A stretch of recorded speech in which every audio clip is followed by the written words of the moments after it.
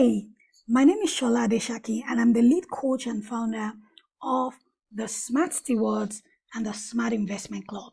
In this video, I would like to talk about the importance of asset allocation and diversification. I know a lot of times we encourage people to invest, we encourage people to buy into different asset classes, but what we fail to do is to give guidance on the specific asset types that people can buy and how they can, build a portfolio that is optimal, that will suit their needs and much more. So in this short video, I will be talking about asset allocation and the things that you need to know when it comes to diversification. I hope we have an amazing time together. I'm going to share my screen. Come along. Awesome. So building your asset portfolio and the 4 pillars for your personal finance. How do you build your personal portfolio? What are the things that you need to consider? Let's look at them.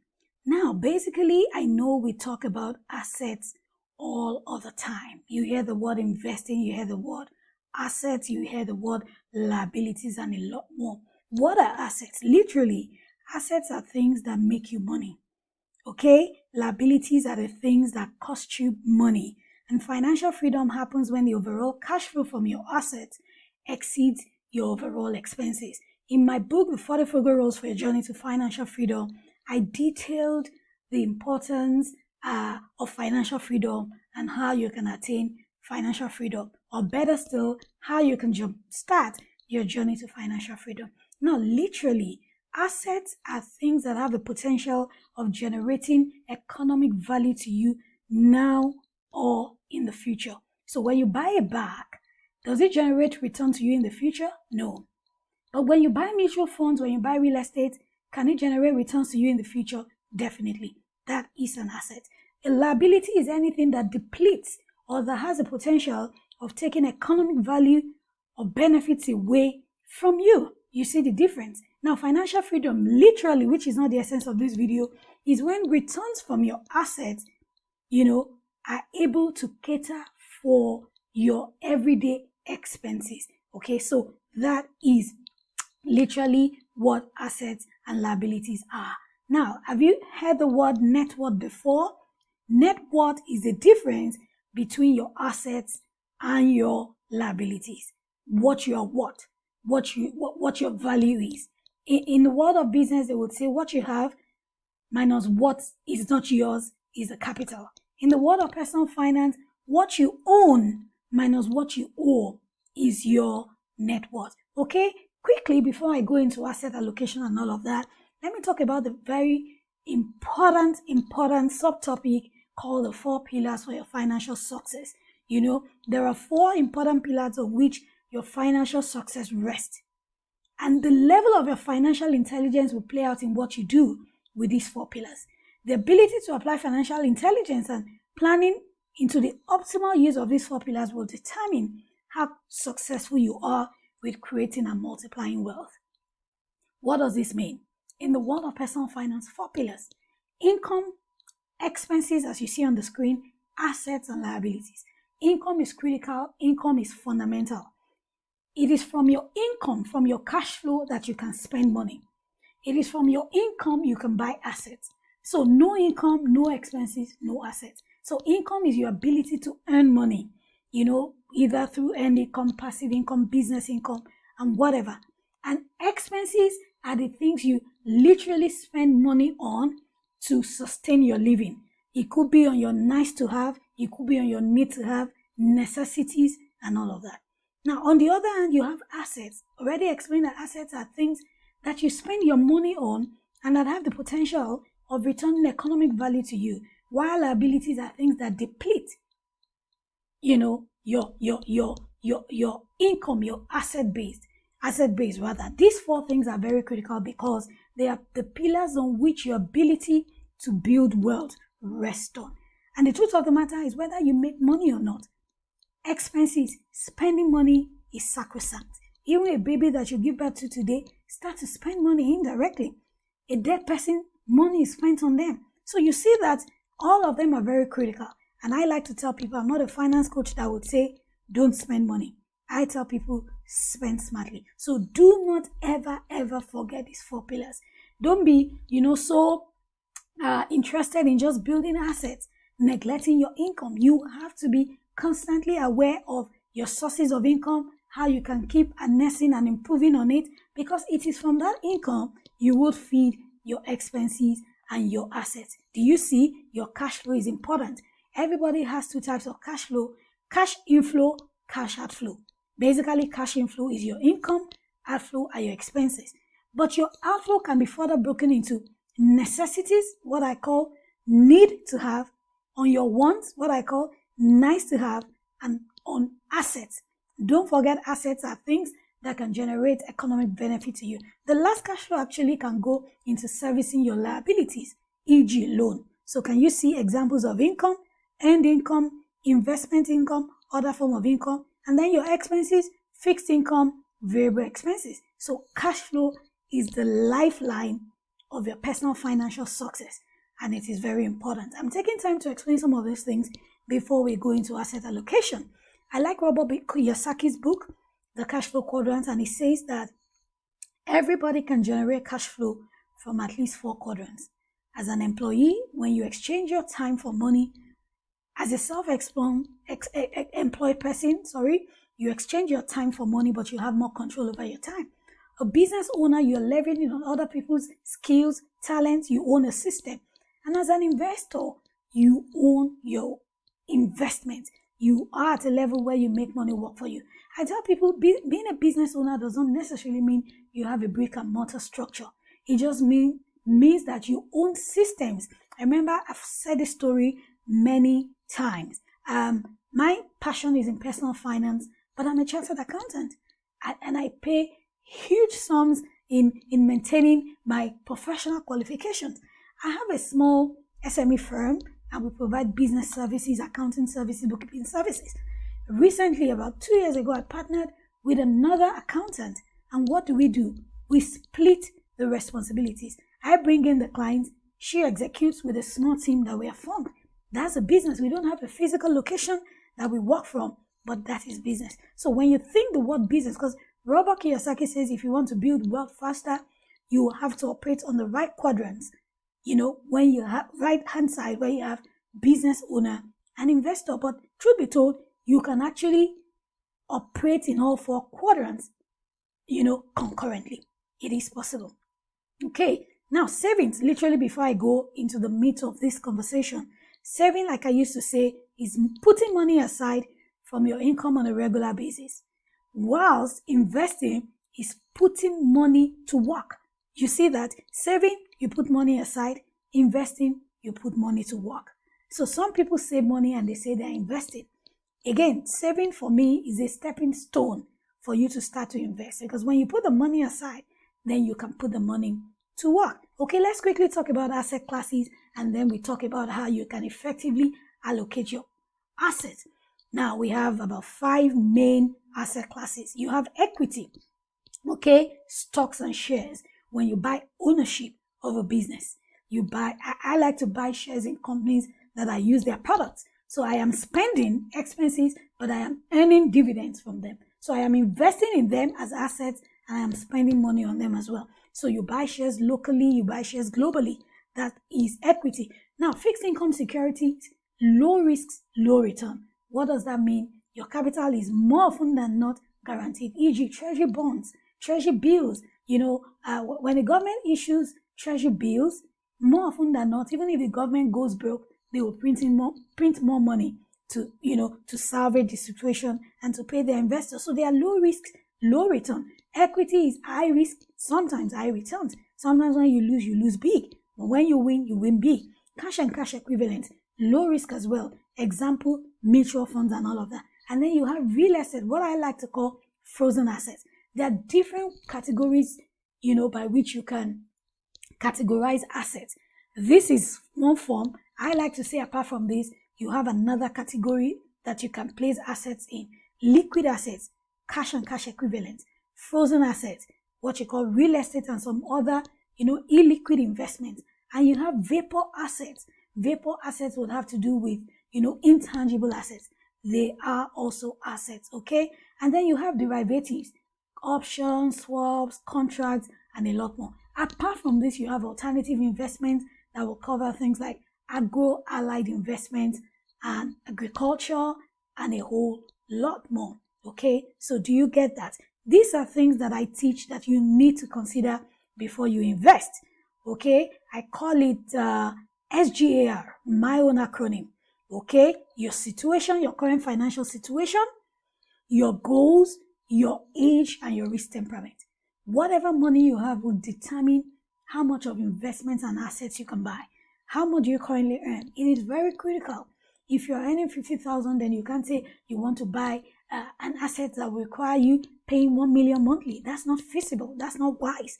So your situation, financial situation, and that's why you can't do what others are doing. You must have your own financial lane, your own personal financial lane. Your goals are very important, okay? I tell people you can have short-term, mid-term, long-term goals. Short-term goals are goals that you can achieve within a year, financial goals. Mid-term, 1 to 5 years. Long-term, 5 to 10 years. These are goals that should direct, what you need to do. My first son is 12. He's going to go into uni in about 3 or 4 years. My financial goals are different from that person who is not even married. So I'll be careful to put my money in just anything because my friend is doing it. I have to consider my goals and how much of liquid cash I am or liquid investments I'm supposed to have in order to meet my goals. Age. If you are 60, you can't be playing in the equity market as much as a 20-year-old person is playing. And then your risk temperament. What is your risk temperament? We're going to talk about that really quick, in the next slide. Some people are conservative, some people are moderate, and some people are aggressive, okay? Like I said, conservative, in between you have moderately conservative, you have moderately aggressive, and some people aggressive. Some people will tell you, you know what, I don't care. I just want high returns. That is their wiring. You cannot copy such people on your own financial journey. You need to know yourself. I have a boss and a client who makes so much money and then we invest a lot, but he's very conservative. He wants to do cash and cash equivalent that will return his capital and return his returns intact. Do you see it? Do you see that? But some people are very risk averse. They're aggressive. Some are risk averse, some are very aggressive. You need to understand where you fall on this risk, tolerance scale. Now let's go into the real discussion. What is asset allocation? I picked a few definitions here and there from the internet. One says asset allocation is basically implementing a strategy that balances risk and reward by adjusting the percentage you put into different buckets. Another says asset allocation is implementation of an investment strategy. You need to have your strategy, and that strategy attempts to balance risk versus reward by adjusting the percentage of each asset in an investment portfolio, according to your individual risk tolerance, goals, an investment type. Basically, the SGAR, I explained. What does this mean? My own asset allocation is, okay, these are the type of assets I want to have in my portfolio based on my financial situation, based on my goals, based on my age, based on my risk temperament. Allocation is, a kind of balancing of different assets to suit my peculiar investment personality, so to say. Now, asset allocation and diversification. Let me quickly explain what this means. Whilst asset allocation takes an overarching view of the different types of investments of assets in your portfolio, diversification involves the number of each of those assets within your portfolio. So let me give you an example. I use food to explain this. On a plate, you have veggies, you have protein, you have carbohydrates, you have fat, right? As part of a well-rounded diet, which is asset allocation.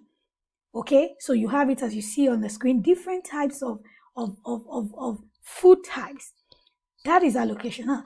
Diversification is you now drilling down. What type of carbohydrates do I want? Do I want pasta? Do I want rice? How much of rice do I want? How much of pasta? Do you see How much of fat do I want and from where? How much of protein do I want and from where? That is you diversifying and drilling down into the asset class. Now look at this typical image.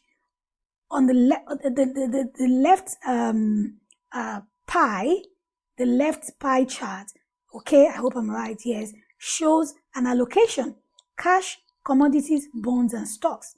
But diversification within this allocation, now let's diversify, let's drill down into stocks. Then you divide the stocks into large cap, emerging markets, international stocks, small cap, mid cap. Do you see that? So do you understand now the difference between allocation, which is having different asset types, and diversification, you drilling down into the peculiar asset types? Okay, now let's look at some asset allocation models that I have researched, and I'm just going to quickly share them with you. Tony Robbins is a finance teacher, very renowned, motivational speaker as well. He has his own bucket allocation types. Ray Dalio, all-weather portfolio is there. Ray Dalio is one of the leading funds manager, in the US, and he has been successful over the years. There's a portfolio recommended by Investopedia, and of course we have our own Smart Stewards allocation. Now this is Tony Robbins' bucket allocation. He says when you are determining or deciding on the type of asset classes you should buy, when you are determining or deciding on your investment portfolio, put your assets into 3 categories: the security bucket, the risk and grow bucket, and your dream bucket. And I'm just going to read through them. Security bucket will entail your own pension, life insurance policy, as the name implies, security. Structured notes with 100% principal protection, cash and cash equivalents, bonds, market-linked CDs, guaranteed annuities. You see that? Secure instruments. Now, dream bucket, e.g., let's talk about the risk and growth on the right hand. Equities, as the name implies, risk and growth. You want to use it to grow. And the security bucket is conservative, so it would protect. But risk buckets and grow buckets will grow your bucket. But again, the essence of this bucket is to make sure you are well diversified and your assets are well allocated so that when you lose on one, you don't lose everything. You have equities and high yield bonds, structured notes, the ones without 100% protection. You have commodities, currencies, and collectibles, real estate. Everybody, all those people are always asking, should I do Bitcoin? Should I do cryptocurrencies and much more? Digital currencies, they can fall in your risk growth bucket. And of course, the dream bucket, you have jackpots, bonuses, windfalls, extra profits from your risk growth bucket, percentage of income put in separate savings account from security bucket for things you desire. So you see, I think this is a pretty much interesting allocation model. Security to secure your portfolio. Things in there are safe. Risk and growth to grow it. They're risky, but when you win big. Sometimes when you lose big. And then your dream, you must live an amazing life at the end of the day. It's not enough to say, I want to attain financial freedom. You must be able to say, you know what? We are going to attain financial freedom, but we are going to enjoy life. Now, let us go quickly into Ray Dalio's all-weather portfolio. Now, this portfolio is a diversified asset mix first introduced by hedge fund manager Ray Dalio and popularized in Tony Robbins' book, Money, Master the Game, 7 Simple Steps to Financial Freedom. Trust me, that is a good book to read. And so Ray Dalio said, this is foolproof. Well, to an extent. If you have a portfolio like this, you're fine. Stocks should be 30%, right? High risk. Long-term bond, well, not as risky, 40%. Intermediate term, what you will call mid-term bond, 15%. Gold, 7.5%.